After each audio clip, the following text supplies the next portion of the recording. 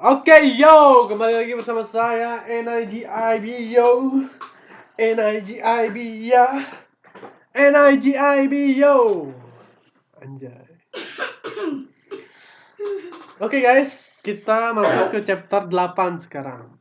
Oke, untuk masuk ke chapter 8, sekarang aku udah masuk ke chapter 8. Langsung aja kita masuk ke teorinya. Teori yang pertama yaitu jelaskan dengan ilustrasi gambar sendiri apa itu generator dengan perumpamaan Anda secara mahasiswa. Generator adalah sebuah jaringan yang merubah inputan vektor menjadi gambar. Seperti pada inputan vektor secara acak yaitu angka sembarang, maka angka tersebut akan diubah menjadi gambar yang sembarang pula. Sebagai ilustrasinya seperti ini. Aduh, nggak kelihatan. Karena nanti saya ubah lagi. Ilustrasinya misalnya keju, susu, terigu, mentega. Nah, nanti hasilnya tuh bisa berupa kue, atau cake, atau cupcake, bisa yang lain-lain. Kemudian, langsung aja ke nomor 2. Ala gede kali. Nah, nomor 2, jelaskan ilustrasi gambar sendiri apa itu diskriminator. Diskriminator adalah sebuah jaringan yang mengeluarkan klasifikasi untuk menyatakan input gambar adalah asli dari dataset atau buatan dari generator.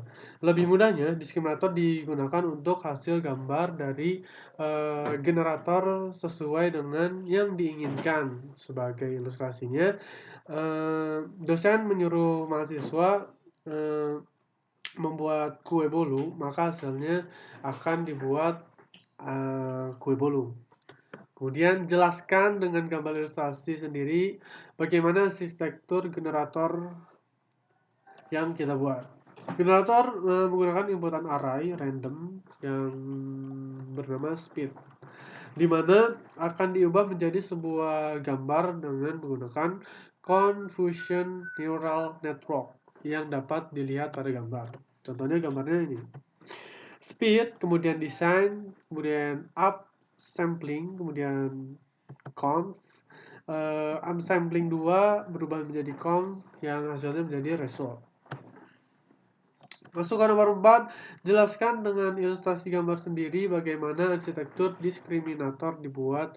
Diskriminator adalah CNN yang menerima inputan image, lalu menghasilkan angka biner yang dapat menyatakan adalah gambar tersebut asli atau sesuai dengan dataset. Contohnya bisa dilihat. Kemudian jelaskan dengan ilustrasi gambar apa itu lens space. Lens space adalah representasi dari data yang dikompres untuk, contohnya misalnya pada 3 gambar, yaitu 2 kursi yang berbeda dan 1 meja, maka hal-hal yang mirip dengan kursi tersebut ciri-ciri utamanya seperti itulah landscape. Kemudian jelaskan dengan ilustrasi gambar apa itu adversal play.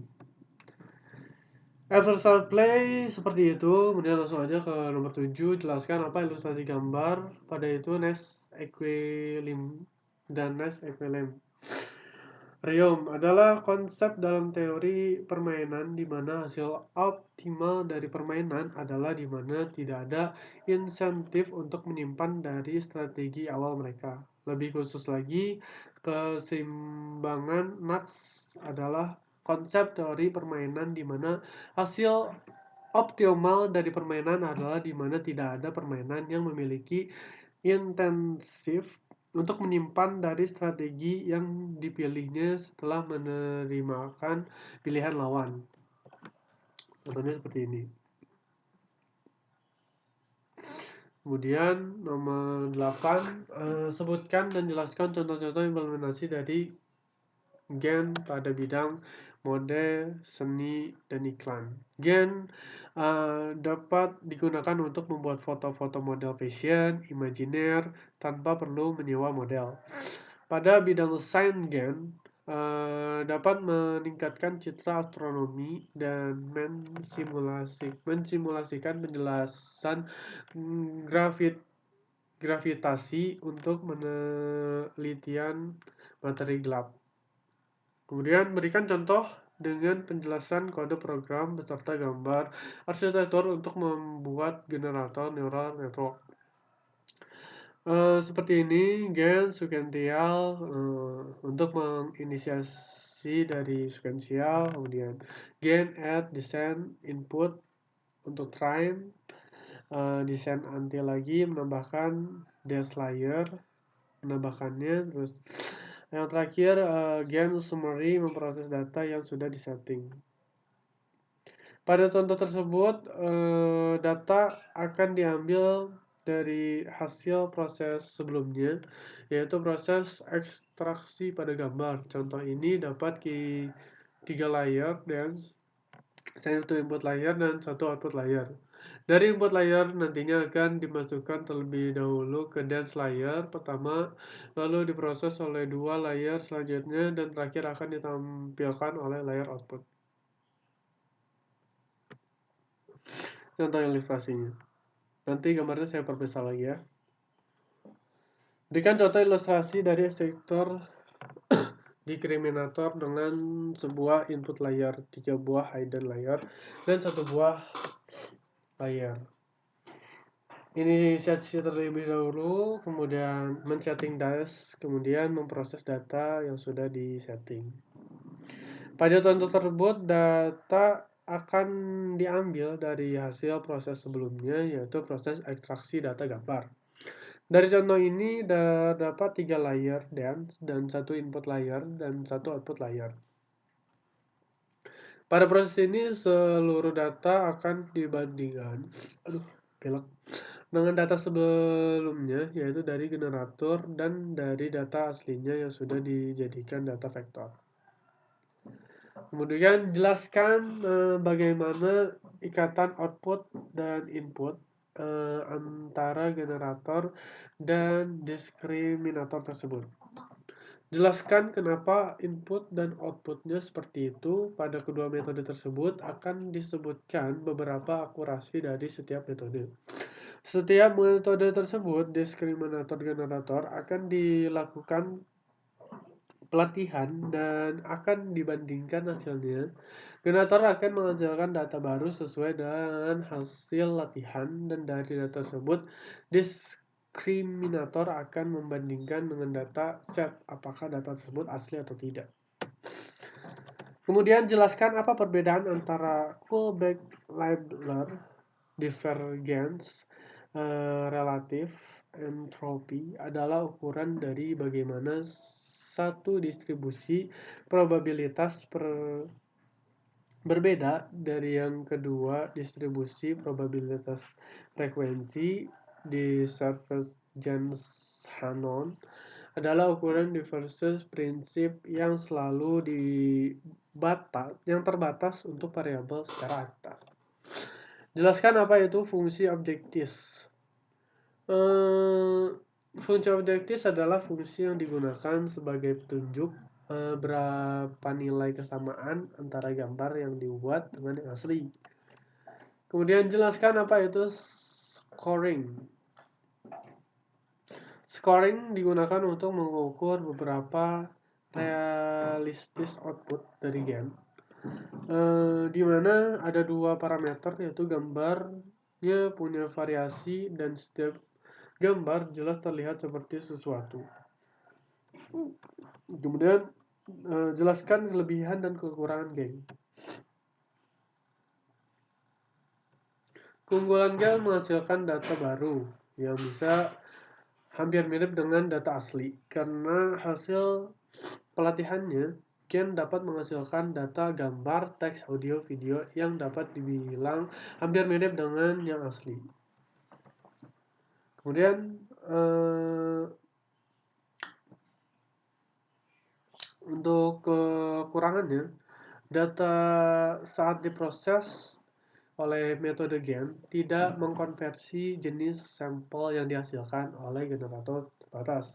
Karena modelnya terbatas, ketidakseimbangannya pun antara generator dan diskriminator dapat menyebabkan overfitting atau terlalu dekat dengan hasil sampel, sangat sensitif dengan data yang sudah diinisialisasi sebelumnya.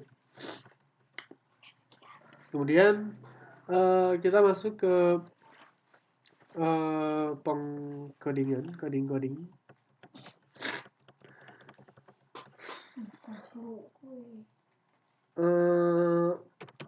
Sebentar.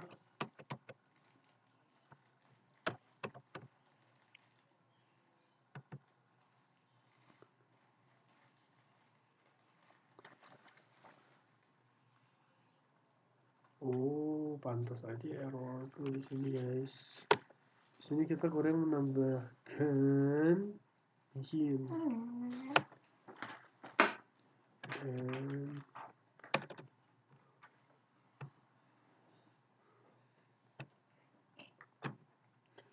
Kenapa hasilnya seperti itu? Karena kita kurang menambahkan begin, guys. Dan kita langsung aja perbesar di sini ya, guys.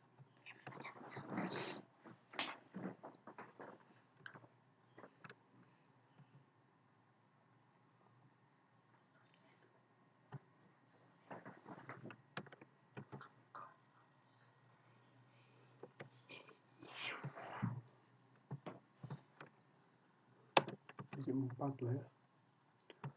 Let's all. Kemudian kita cari yang ketiga, replace all juga. Oke. Kemudian kita lihat yang kursi tadi sepertinya akan terlalu besar jika kita perbesar seperti itu.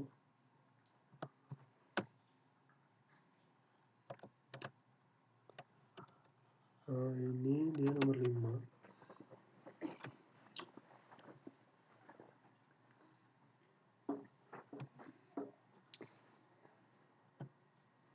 Dia sepertinya cukup 3 ya. Oke, kita generate ulang ya, guys.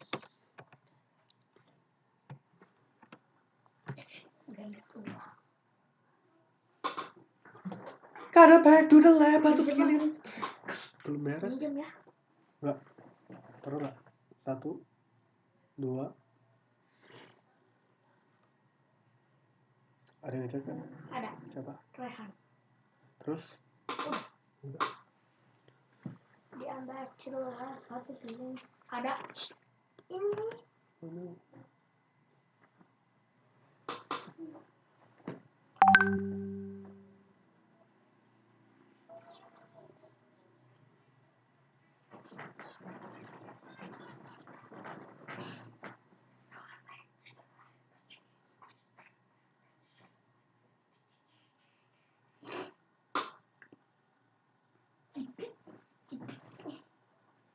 Now I'm back to the lab.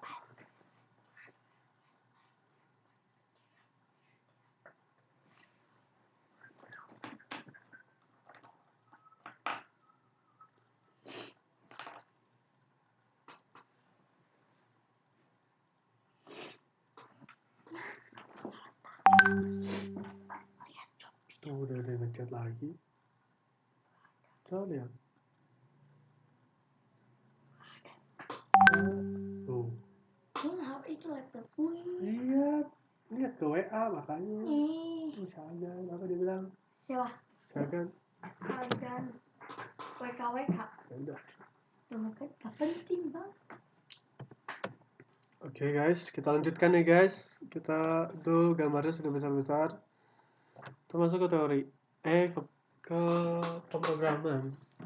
Jelaskan apa itu 3D convolution.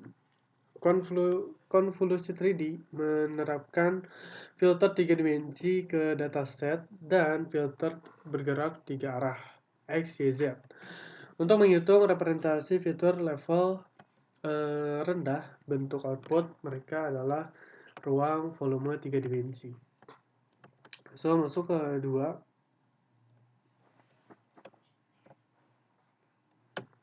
Sepertinya nomor 1 bukan ini guys. Oh enggak. Betul. Jelaskan pada kode program asitator dari generator networknya. Nah, dari kode sepanjang ini dia berguna untuk generator ialah GLOS. Bentuk jaringan generator dapat dilihat berkebalikan dengan struktur jaringan saraf pada umumnya. Jaringan generator menerima input sebuah vektor angka Z, kemudian mengubahnya menjadi output gambar 3 dimensi. Bilang kesiagan aku lagi buat video. Jelaskan dengan kode program asitator dari diskriminator network. Aku lagi buat video. Dari sepanjang ini codingan kita codingan tersebut berguna untuk diskriminator loss ini. Jaringan diskriminator merupakan jaringan klasifikasi biner yang menerima input gambar 3 dimensi dan mengeluarkan klasifikasi menyatakan input gambar adalah gambar asli dari dataset atau merupakan gambar buatan generator. Kemudian jelaskan proses training 3D, yaitu dengan melakukan effort sebanyak yang ditentukan. Kemudian bagaimana melakukan setting awal setup 2 untuk memenuhi semua kebutuhan sebelum melanjutkan ke tahap persiapan. Pertama kita perlu clone dulu dari GitHub yang telah tercantum pada soal, kemudian download datasetnya, kemudian buat folder baru log dan result. Bukan log dan result ya, sebenarnya model dan result. Kemudian jelaskan tentang dataset yang digunakan, yaitu dari mulai unduh, cara membuka dan melihat data, sampai deskripsi dari ini isi dataset dengan detail penjelasan setiap folder file yang membuat orang awam paham. Dataset digunakan yaitu ini yang berisi model-model bentuk benda-benda, folder train berisi train, dan folder test berisi data testing. Dan semua data tersebut disimpan di dalam folder volumetric data. Jelaskan apa itu voxel dan ilustrasi.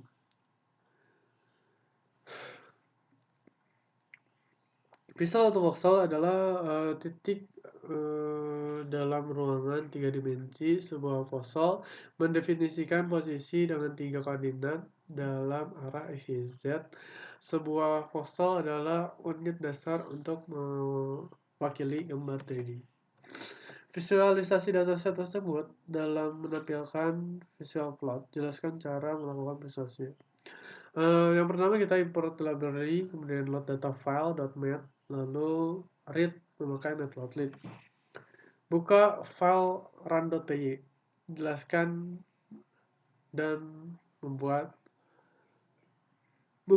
generator yaitu dengan ketentuan gen sebagai variabel dan membuat fungsi atau variabel gen model lalu dilakukan return. Jelaskan fungsi untuk membangun diskriminator pada fungsi build description. Membangun diskriminator berfungsi untuk mendefinisikan seluruh gambar yang sudah di-load generator sebagai gambar fact dan real. Bang, ada yang chat. Siapa? Lala. Apa dia bang? Belum. Hah? Belum. Telepon aja. Kamu yang ngobrol. Enggak. Balas sih. Apa? Iya bang, subscribe apa? Jika entrepreneur Python menjalankan if name main sebagai program utama, itu ialah menetapkan variabel name untuk memiliki nilai main.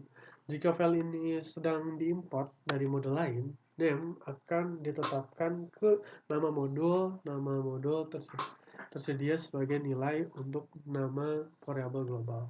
Jawabnya apa? Jelaskan kode program. Gak usah dibaca berarti. Udah dibaca. Abangnya lagi ngerjain. Abang lagi ngerjain. Lu bilang aja. Abang lagi buat video. Aku lagi buat video. Aku.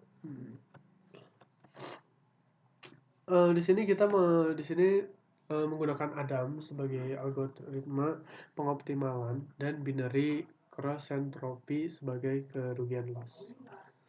Kemudian jelaskan kode ini. Ini artinya ialah kita memasukkan random vector ke dalam generator modul, lalu membagi dua, yaitu generate sample dan read sample, dan meneruskan ke diskriminator model sebagai real atau fact.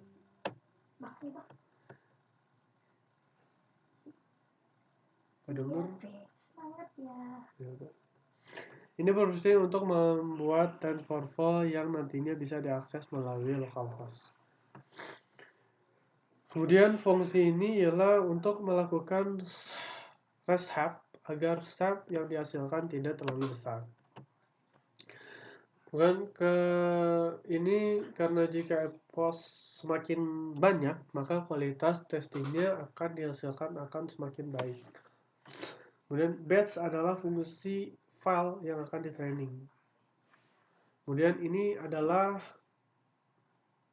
untuk membuat gambar berisi dari noise dan juga menyesuaikan shape. Ialah membuat shape gambar palsu yang akan diteruskan ke diskriminator. Kemudian ini adalah diskriminator bisa load gambar, fact, dan real dari generator. Oleh karena itu, ada generator loss dan diskriminator loss untuk melihat seberapa baik kualitas yang dihasilkan.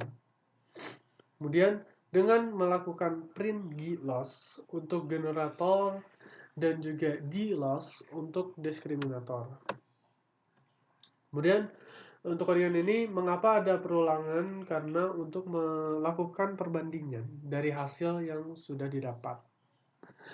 Kemudian untuk kodingan ini TensorBoard adalah sebuah aplikasi web localhost untuk memeriksa dan menyelesaikan grafik dari hasil TensorFlow. Kemudian kita men-save model. File H5 adalah file data yang disimpan dalam format data hierarki SDR. Ini berisi array multidimensi data ilmiah. Kemudian untuk kode yang terakhir di sini, ini berguna untuk ini adalah tahap akhir untuk melakukan testing dari model yang telah dibuat dan buat model dari yang sudah di-create sebelumnya, yaitu generator dan diskriminator. Ini hasil-hasilnya, kita langsung aja kita lihat yang aslinya guys. Nah, ini merupakan contoh codingan yang sudah kita running. Untuk merunning codingan ini kita memerlukan waktu kurang lebih sejam, bisa kurang dari sejam tergantung laptopnya cepat atau tidak. Karena laptop saya sudah tua, jadi saya memerlukan waktu sejam. Nah, hasil yang dihasilkan itu seperti ini. Nah, dia akan meload data, terus export, number, d-loss. Nah, d-loss dan g-loss ini dia melakukan perulangan yang berpuluh-puluh kali yang untuk menghasilkan sebuah hasil yang sempurna. Nah, hasil ini dia akan ke save.